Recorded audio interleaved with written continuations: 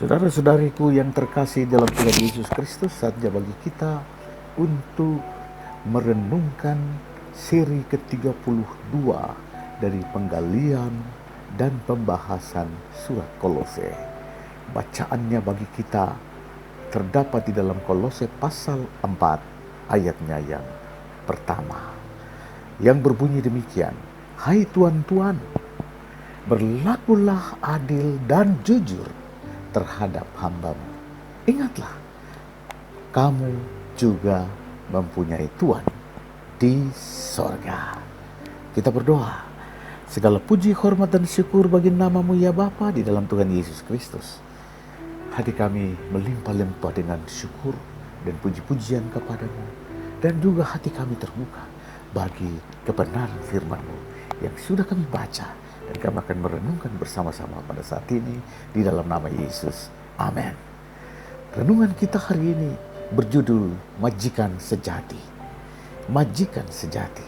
Saudara, setelah Rasul Paulus memberi pengajaran iman bagi para pekerja Kristen, tiba saatnya untuk mengingatkan para majikan atau para pemimpin, khususnya majikan dan pemimpin Kristen di dalam dunia kerja, di marketplace. Dalam dunia kerja sering kita jumpai para majikan atau manajer atau kepala kantor atau apapun kapasitasnya dalam kepemimpinannya, yang dinilai baik, disenangi oleh para pekerja atau bawahannya.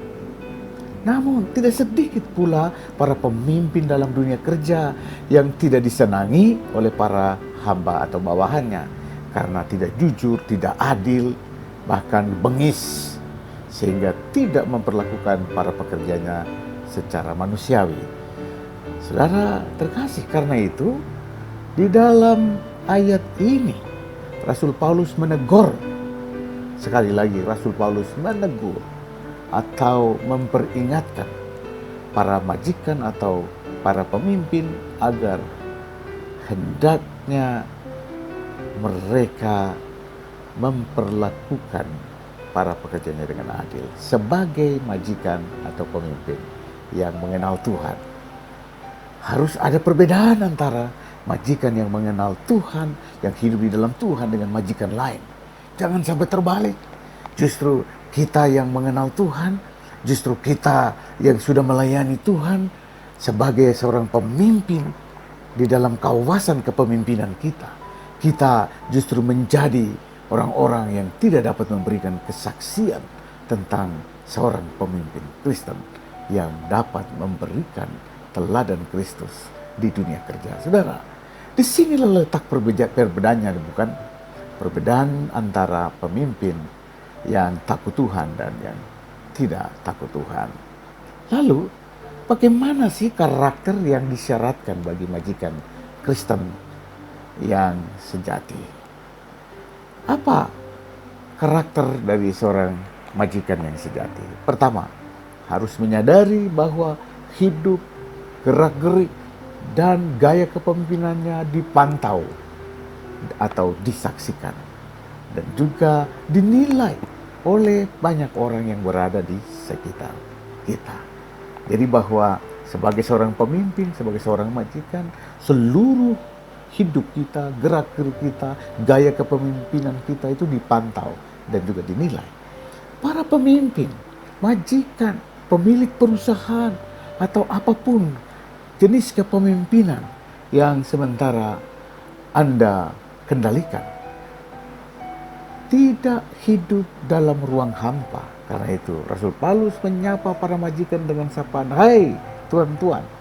Ini merupakan suatu sapaan pengawasan bagi tuan-tuan, bagi para pemimpin. Bahwasanya ada kontrol sosial mengenai apapun yang dilakukan dan yang diperlakukan, apa yang dilakukan dan apa yang diperlakukan oleh para majikan ataupun para pemimpin itu. Dan betapa pentingnya seorang pemimpin yang konsisten dan yang dapat dipercaya pada bagian ini. Haleluya. Yang kedua, menyadari kualitas diri dan karakter yang diinginkan. Menyadari kualitas diri dan karakter yang diinginkan. Baik diinginkan oleh dirinya sendiri, keluarganya, gereja, masyarakat, terutama oleh Tuhan.